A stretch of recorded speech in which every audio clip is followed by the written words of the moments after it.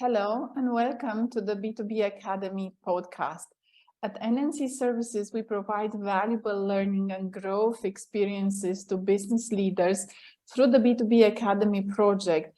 This is our contribution to the business ecosystem, and we would like to feature top business leaders sharing experience and knowledge through coaching, training, digital events, and other types of content like this podcast.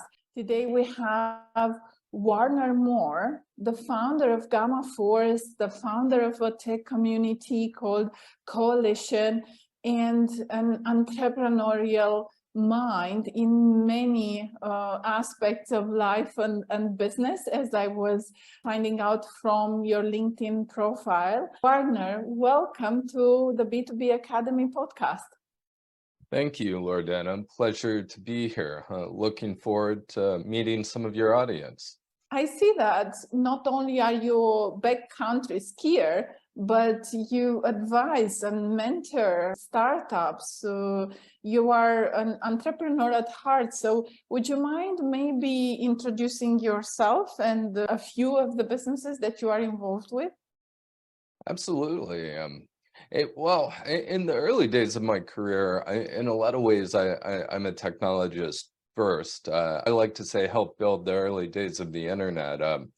I wasn't quite Paul Vixie or the guy who invented DNS, the way we access the internet fundamentally, but I started my career working with internet service providers back in the 90s. So at one point there, I always thought I found an ISP, and after the dot-com bubble burst, the market was shifting, and that ISP market really got commoditized. And with that commoditization, there was a lot of consolidation and less innovation in this space. So I lost interest. And at the time, I was really just looking to drive and lead in the application of technology.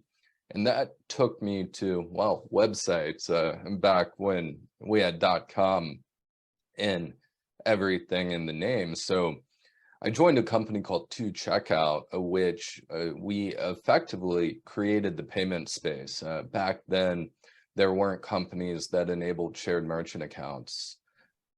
To sell things on the internet, you had to have a bunch of different types of accounts, technology, and it cost thousands a month in many cases. So it was more difficult to sell stuff on the internet. I held just about every technology role there was during my... Is that like, to check out, is that the Verifone? It is now, okay. many years later. But okay. Back at the time, it was huh? originally 2Checkout. Wow, okay. So it was a lot of fun, and I learned a bunch during that time. And I worked with a bunch of other SaaS, software as a service companies after that, following that same path, healthcare IT, fintech. And at those companies, I helped build and scale the technology teams and build their security and privacy programs. And that learning is really what predicated me founding Gamma Force, wanting to take that experience and help companies, scale and grow and innovate and do so securely. In the tech space, it's often difficult to navigate security and compliance requirements. At Gamma Force, what we really like to do is lead with strategy first, and that's fundamental to how we approach things. So your main business is Gamma Force, is that right? That's correct. Like you mentioned, I do a lot in the nonprofit space as well. I founded a nonprofit, tech community coalition, about 6 years ago, and our mission is to enable the tech and startup communities through charity and education. Do a lot in the entrepreneurial space as well. I'm in Ohio State's University, helping out with President's Buckeye Accelerator. So advising and mentoring early stage student founders and entrepreneurs. And a lot of my entrepreneurial work is more to support the ecosystem, help pay it forward, and keep companies and people growing and evolving. Yeah, I have to ask this because I recognize some of this entrepreneurial spirit in myself as well. How do you usually justify being an entrepreneur in your own business and doing so many other things on the side, especially this NGO contribution? I'm curious to see how you do it because I get inspired every time. It's a lifelong juggling act, that's for sure. And building Gamma Force over the past 4 years has been taking a substantial amount of my time.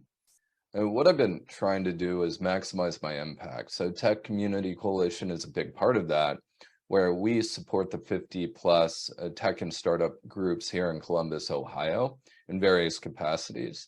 So with that, the work I do, nonprofit work I do in TCC makes a bigger impact in the overall community. With my concept stage startup work, I've been trying to, as opposed to advising directly individual entrepreneurs and founders, working more in programs, and because it makes a bigger impact. And I found that I was repeating a lot of the same conversations with different entrepreneurs over time. And in some cases, I've been transitioning my roles out of operational roles. Another nonprofit I've been involved with over a decade, I've been focusing in more governing board role as opposed to an operational role. But admittedly, it's a constant challenge figuring out how to pull that off. But I think it's important. It's really important to give back. It's important to help support and grow and develop others, create new talent, mentor new talent, help enable diversity and create opportunities for those who don't have the same networks or access to opportunities. Find a way to make it work. Yeah, I love this aspect of being an entrepreneur. I believe that it's the next stage even for our own personal development as entrepreneurs to contribute to something bigger than ourselves, to sort of a part of our legacy or something. One of my lifelong mentors just recently passed, and I was surprised to find out how involved he was directly with advising and coaching everyone personally. And I was like, when did this person have the time? But actually it was part of the journey, you know, becoming and leaving such a great legacy. So thanks for sharing that. I think that contribution to the ecosystem is an amazing way to pay forward, but also it kind of pays back as well, because we always tend to, like, I don't think I learned how to motivate staff and people before I was part of an NGO. Because in an NGO, you don't have money, you don't have like the stick, you don't have the, you know, even the carrots, like, and it's such a different way to go about it. So whenever someone is like, oh, I have trouble, you know, holding on to people or reimbursing the right salaries and so on, I'm like, oh, go to an NGO, do some volunteer work, you'll see how well you'll know all of this after a few months. Okay, so moving along, we went a bit off track, but I think this is a really valuable aspect of most, you know, entrepreneurs that I've met, especially through you. Can you share maybe what was your journey? You mentioned that with Gamma Force, you had, you know, quite an interesting journey over the past couple of years. What's the vision there? How did you expand the business so far? Tell us a bit about the company background. What are the solutions, and, you know, what's the value you bring to the market? Well, founding Gamma Force, the motivation was really to work with those and spend time where we had value alignment.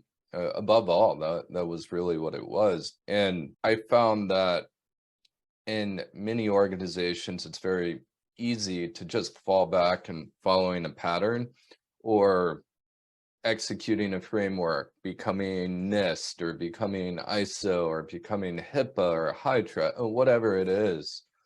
And a lot of security practitioners are really good at helping companies do those things.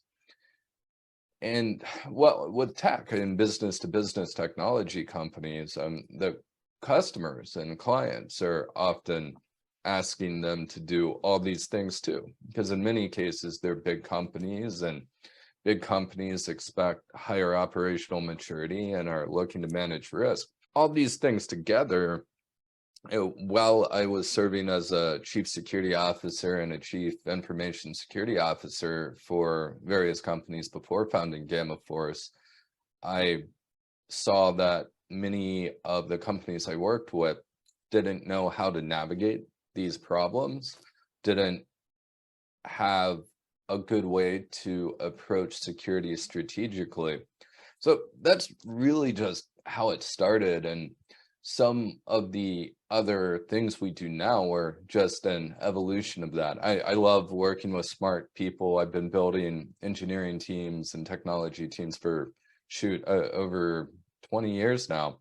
So with that, to work with smart people, I found a lot of my clients needed help with cloud and security engineering. I brought a couple folks on the team to help with that, and then started finding that was a common need with the folks we work with. So now we do a lot of cloud and security engineering for some of our clients.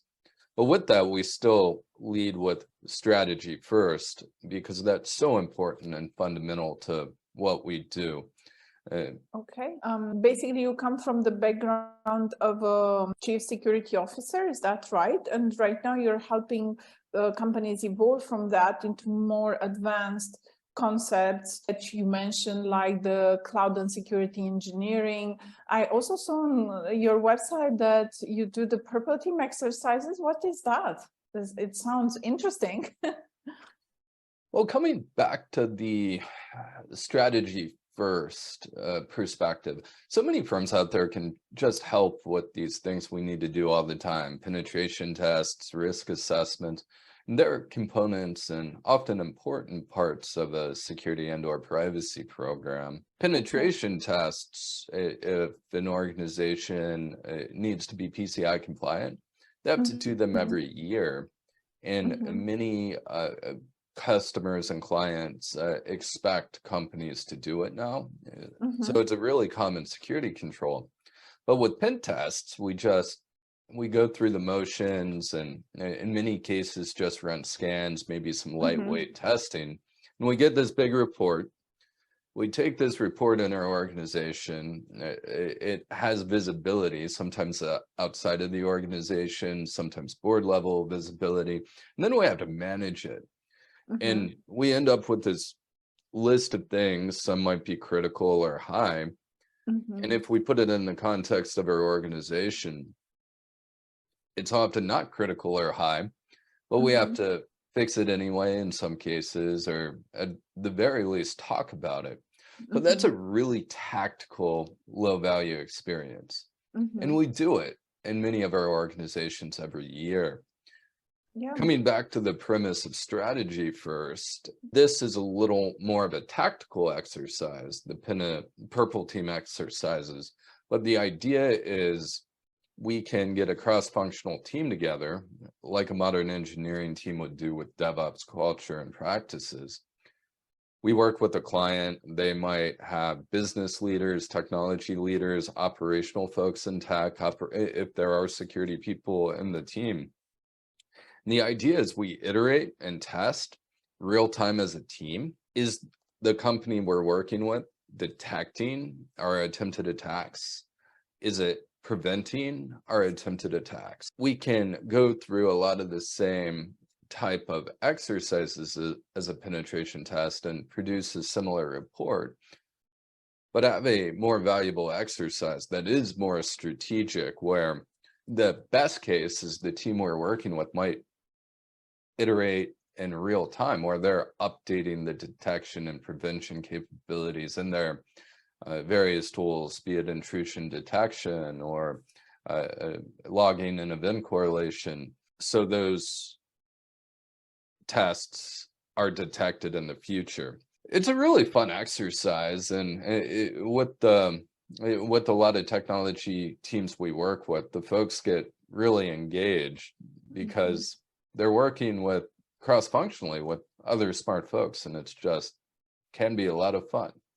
I can imagine, because I can see how more and more workers, also with the pandemic, but also now are remote, right? And they're accessing remote resources from the company. And so that exposes each company, it can be even a small business, it doesn't need to be a huge business, to a ton of cyber attacks. So I guess that you need this kind of a solution where you have, let's say, a prevention of such issues. We've all seen that it's not just the threat of the cyber attack, but even like economic uncertainty and still increases security risks. So definitely I see how this is really valuable and becoming probably mainstream these days, as there's more and more need for this. I'm wondering, even if like the complexity of our digital systems today,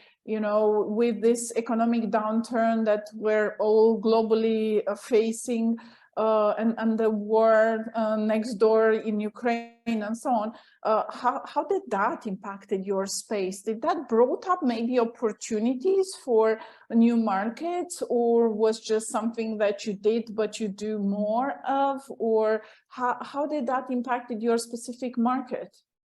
Well, I think when it comes to changing market conditions, be it a recession or a pandemic, and some unfortunate cases war, there are many opportunities. Some of the companies I built, the healthcare IT company I helped build, Cover My Meds, we were started during a recession, the Great Recession. And well, we scaled to $1.4 billion and sold to a really big Fortune 10 company. So with that growth, we built that company during a recession. And if we look at other tech companies, that's a common pattern. Some of the most successful tech companies were built during challenging economic times. So taking that back to my business and the work we do, I think there's a lot of opportunity for anyone who creates value. And that's really where we focus. When it comes to managing risk and framing the way we approach problems in a way so we're protecting the things we want to protect the most in the right way, I think there's always opportunity to help organizations improve that. I will say for some of us, if we are starting to see downturns, it is a good opportunity to think about how we're approaching the market. We do a lot of work with healthcare IT, and healthcare technology companies are more resilient to changing economic conditions in the US because, well, healthcare. And everyone always needs help with their health. Probably more so in today's world, right?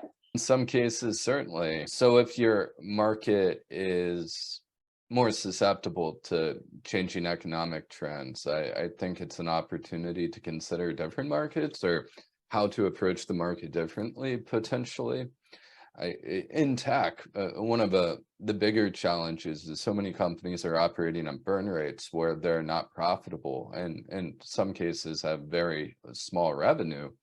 So companies who are operating that way need to return to fundamentals. That's the narrative VCs are giving founders on their boards right now. And that can be a shock.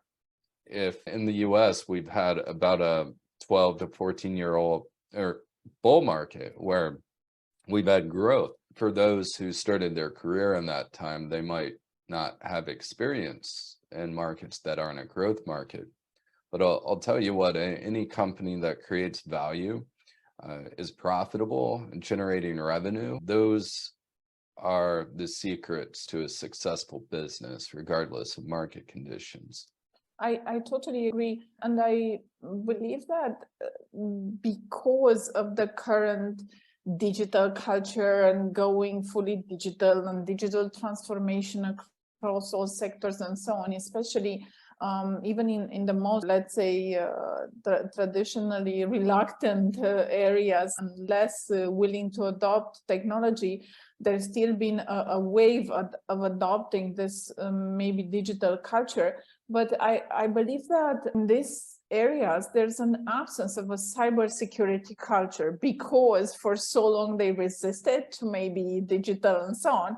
We can even talk about cybersecurity culture, and that poses actually a serious threat for these businesses, but also an interesting opportunity for your business and this sector, the cybersecurity sector in general. Now, let's reverse a bit the coin and ask you, what are some of your challenges when trying to develop the business? Were there any specific moments when you felt, I don't know, that there's more challenging to get traction, or that, you know, you have to educate customers? Because I think that you've been in a pioneering role since you're doing cybersecurity for so long, even before the term was invented 20 years ago, right? So what were some of your core challenges when tackling the market? Well, personally, I am a technologist, right? My background's tech and cybersecurity. Sales and marketing's never been my favorite topic. And I do like business in some ways, that even though sales and marketing is fundamental to business, I think, at least for me, it's a different way at looking at things. Finding the right way to grow a company is really tricky, especially in a systematic way. That's something I've been working on very actively, between reading and learning from my professional colleagues who have a lot more experience in those areas than I do. I've also relied a lot more on partners, service providers, helping approach these problems in the right way to create value as soon as possible, because I want to see a return on investment when I spend money on these things. We've been fortunate in that Chemiforce's growth to point has been organic through my network, referrals, word of mouth, and we've been also fortunate because we've been on a strong growth path. That isn't systematic though, and working and learning from others is the best way I've found to help approach those problems differently. There's so many different tactics, and some work for some companies and others work for other companies. For my business, so much of it, I think, will be relationship based well into the future because of the kind of work we do. It's not like you're just signing up for an account on a website to do a tactical thing.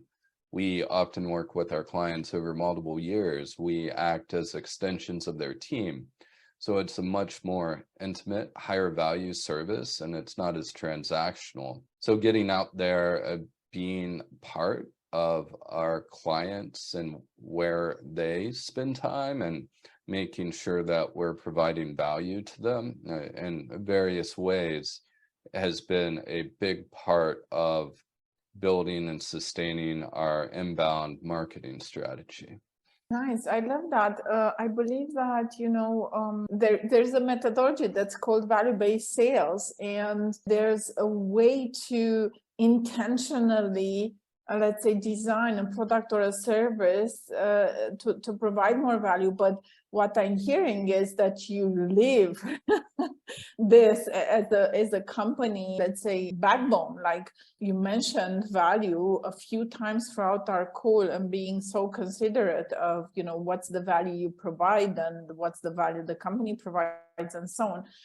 It seems like a very sticky sort of a way to engage with the customer. Of course, it brings you referrals if you provide so much value. Let's say because of the technical nature of the service and solution, it is the case that you have to gain trust, right? And it's difficult to go with everyday like outbound sort of methodology, because before a customer can engage with you, that you need to gain their trust. So what better way to get into the door than a referral, especially in this very sensitive area that is cybersecurity. In terms of the inbound, I noticed you share quite valuable advice on your blog. Do you do anything else? Like what else? I've seen you engage through communities, through business communities. What else do you do? Do a lot of speaking. Is super active in the community as well. Okay. I look at it as giving back. Admittedly, it does help being there, providing support.